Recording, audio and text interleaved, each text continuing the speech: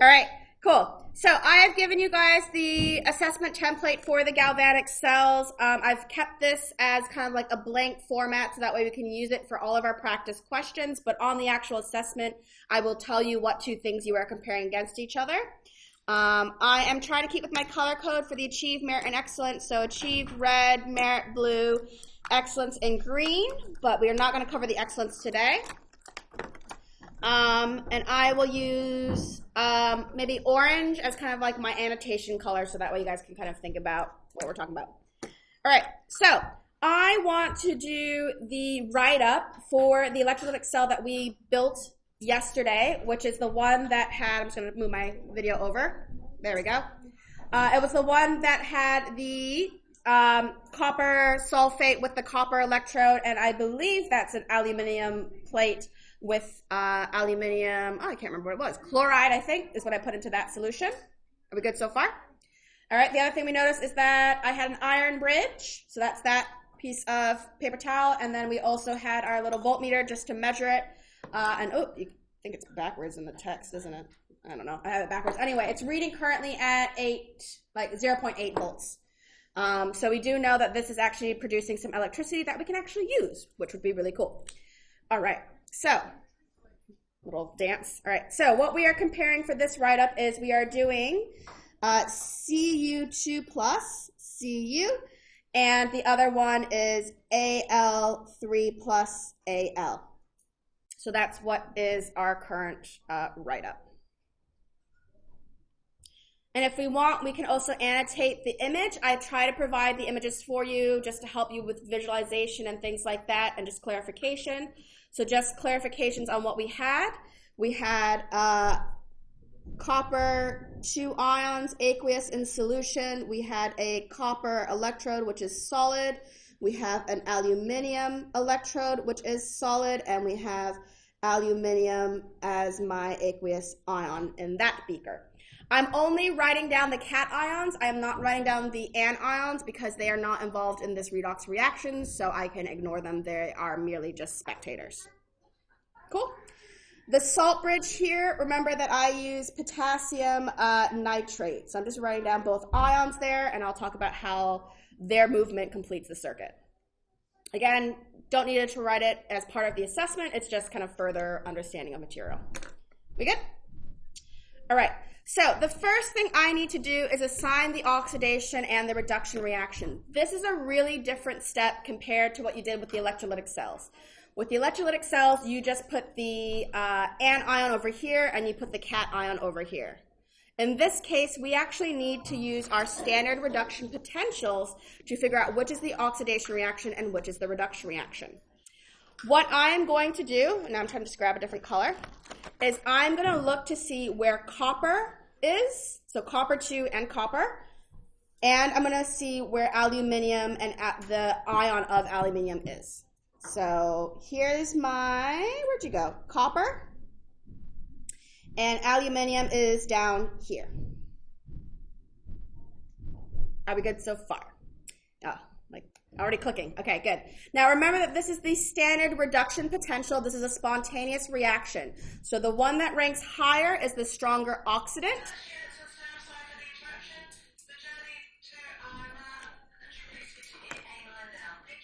Okay, so copper ranks higher than the aluminum pair, and because this is a spontaneous reaction, the one that ranks higher is the stronger oxidant, meaning that this is the reduction reaction. So we look to see where the two are on the sheet. Whoever ranks higher is going in here.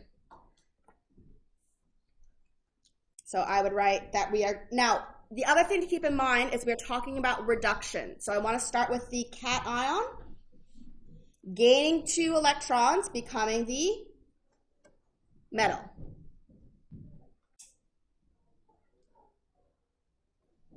Are we good with that?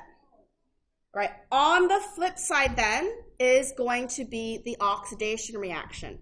Now just as a little kind of reminder, when you go forward in this pair, copper 2 to copper, that is the reduction. And when you go in reverse, let's grab another color. That's not green. When you go into reverse, that is your oxidation. Just FYI if you're not sure. So one should always be going forward and one should be always going backwards when you're writing things.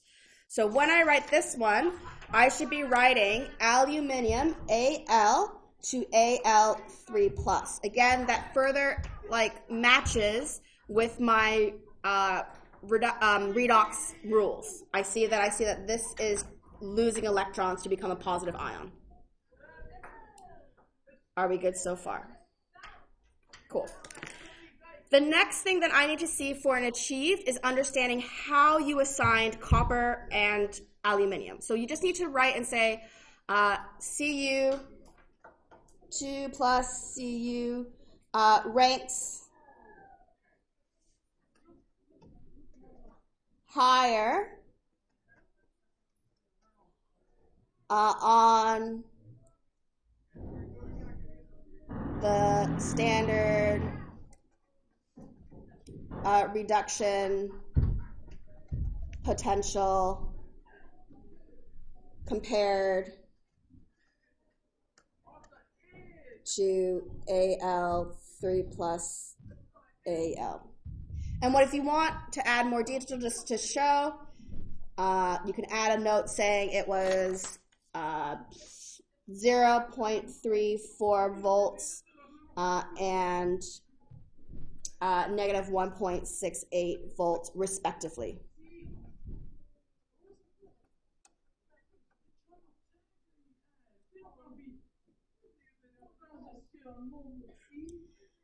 This makes Cu the stronger oxidant.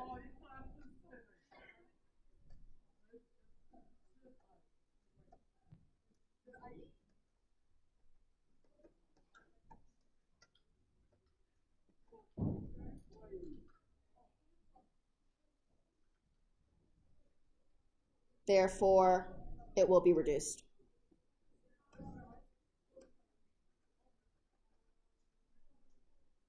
And if you want, you can say spontaneously.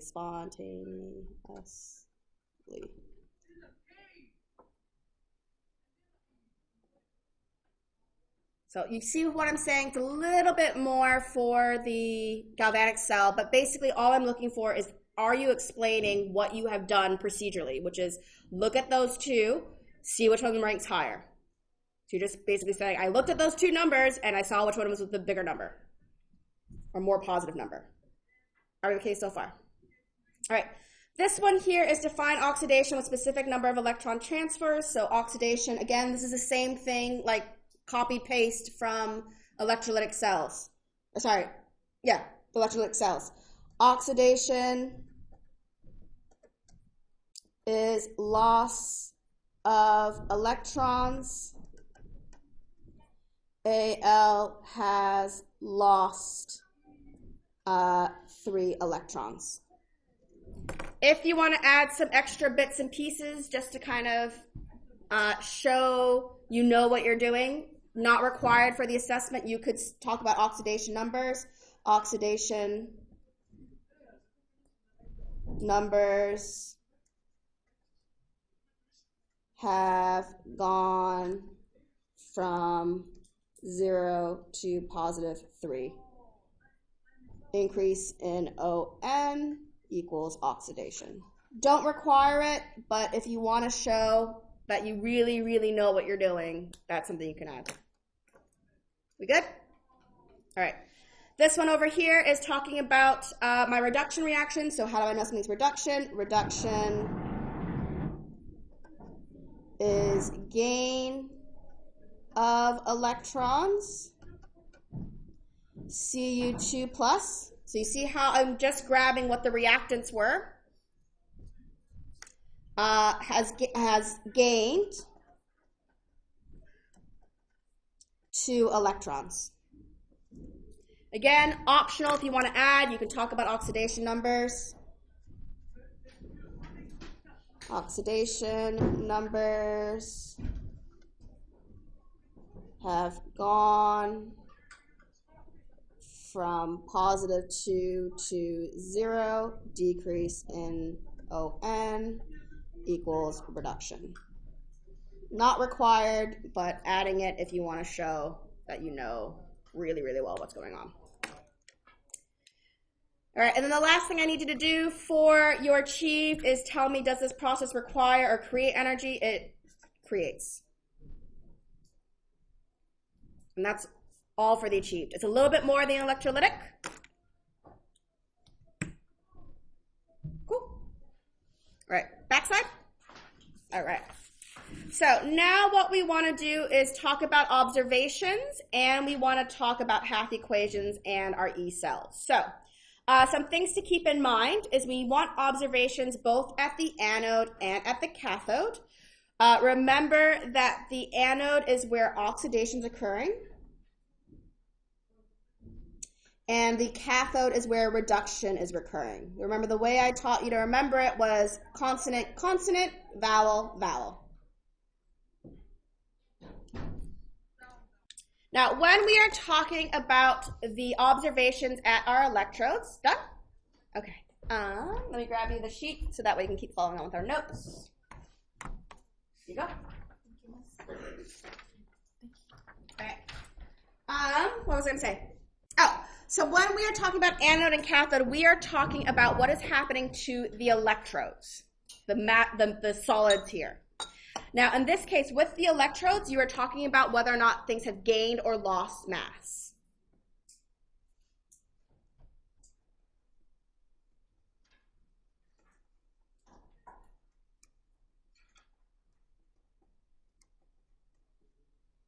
And we are thinking if it's gained or lost mass. We good? Sorry, I hate when it flickers. Stop doing that. All right, so let's talk about, stop it. All right, let's talk about the oxidation reaction first. So when I look at the oxidation reaction, do we see how we have aluminium, and then it's going to aluminium 3 plus the ion? So in order for that to do that, I need a source of aluminium. That source of aluminium is coming from my electrode.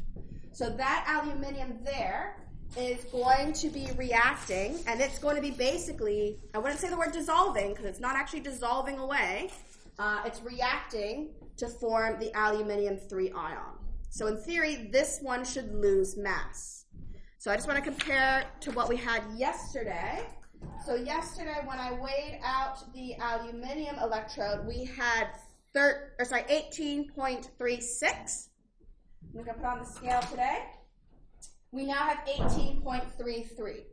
So it has lost 0.03 grams from just that overnight.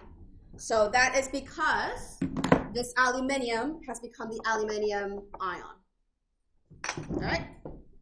So now we're on to merit-based territory. So observations at the anode, the Al electrode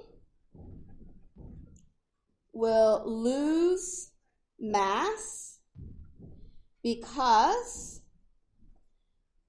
the Al is being oxidized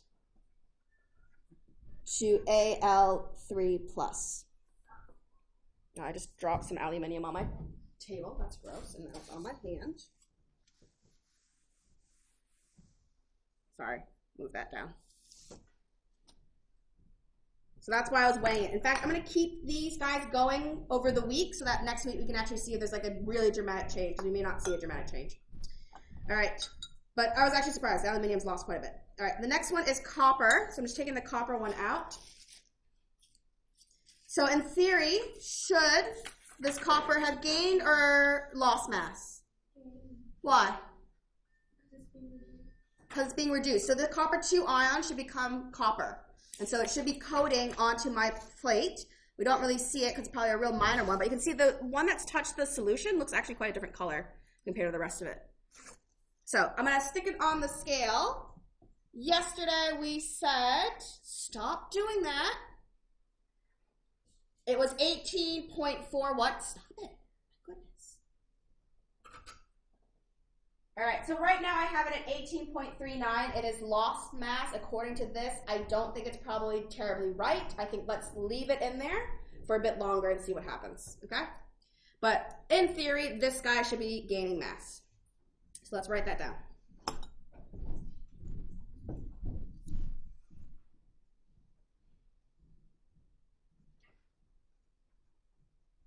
It feels like it's like having a seizure.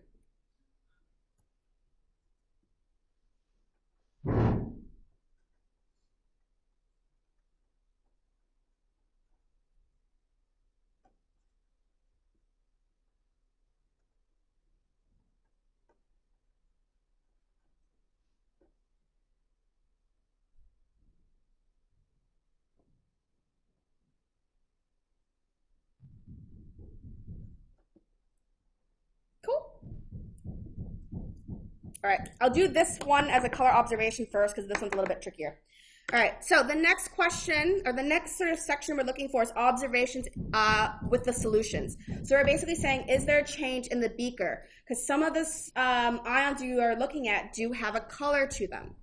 So, I keep kind of moving things around. It's easier if I just take things out.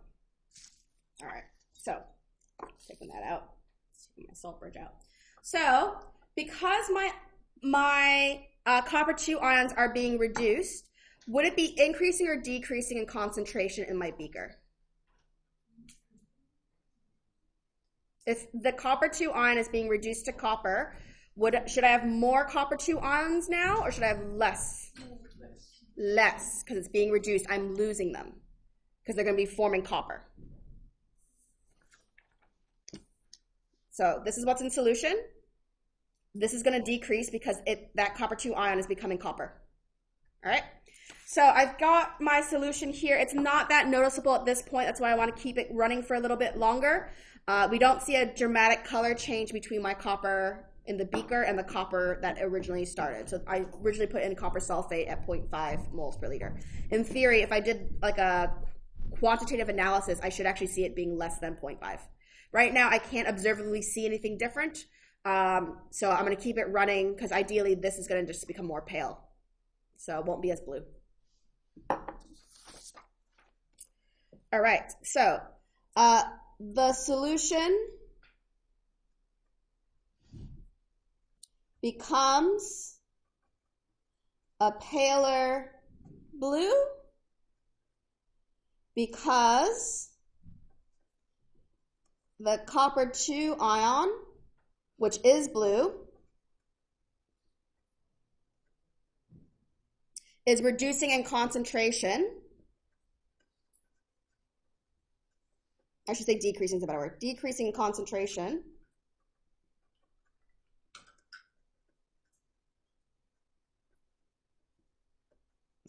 As Cu2 plus is being reduced to Cu.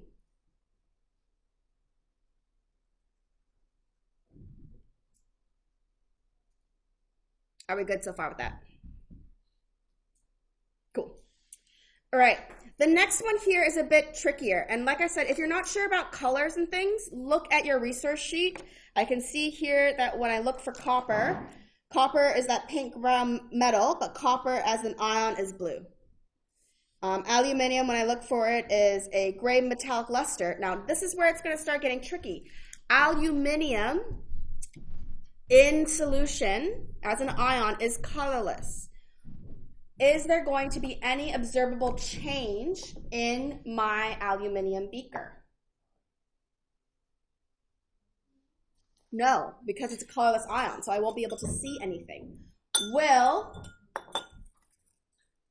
Unplug it here.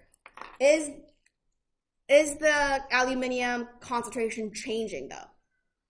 Yes, it is still changing. So it is not an observable change to the naked eye.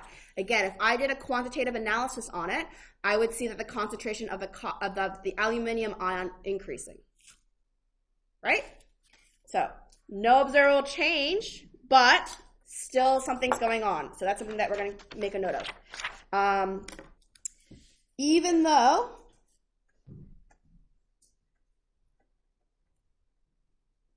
the Al3 plus concentration is increasing,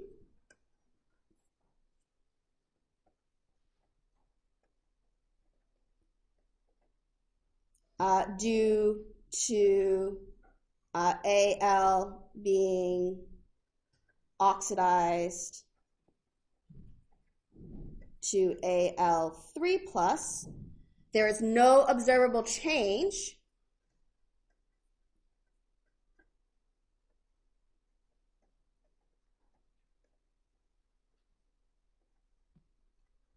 because Al 3 plus is a colorless ion.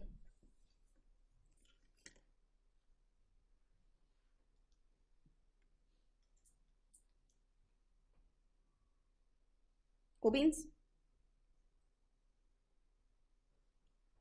So that's something to keep in mind. Now, be mindful that this one just happens by chance to be a colored ion. If I gave you 2 colorless ions, you'd be writing this explanation twice. So if it's colorless, there's no observable change. But there's still definitely something going on. All right, keep going. All right. Second to last thing is our half equation. So I have Al becoming Al3 plus, and in the process of going from there to there, I am losing 3 electrons. In this half equation, we are going from Cu2 plus to Cu, so I am gaining 2 electrons for that process. Those are my half equations.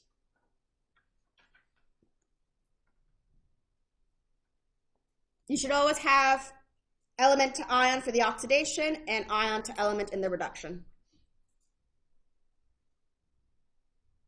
And then the last thing to do is to do your E-cell.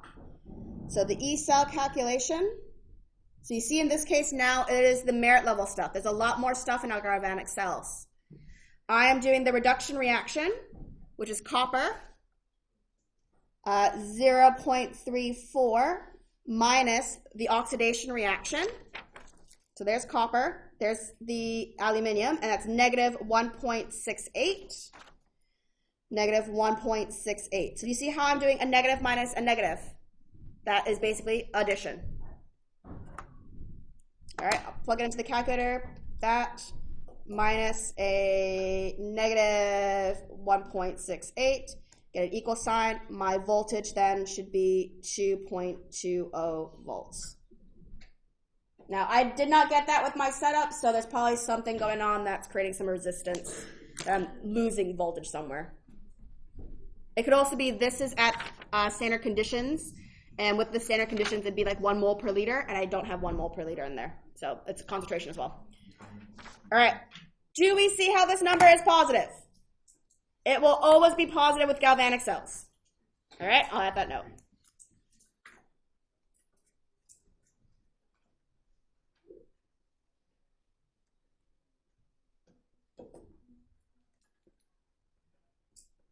Other things to note, this one should always go from element to ion. This one should always go from ion to element if you want stuff to help idiot check yourself. And that's all I gotta tell you. Cool? All right. Next week, I'll do the E-cell, the excellence level stuff. So there's another page to this. But I'm mindful some of you guys aren't aiming for excellence. Also, I didn't want to overwhelm you in one day.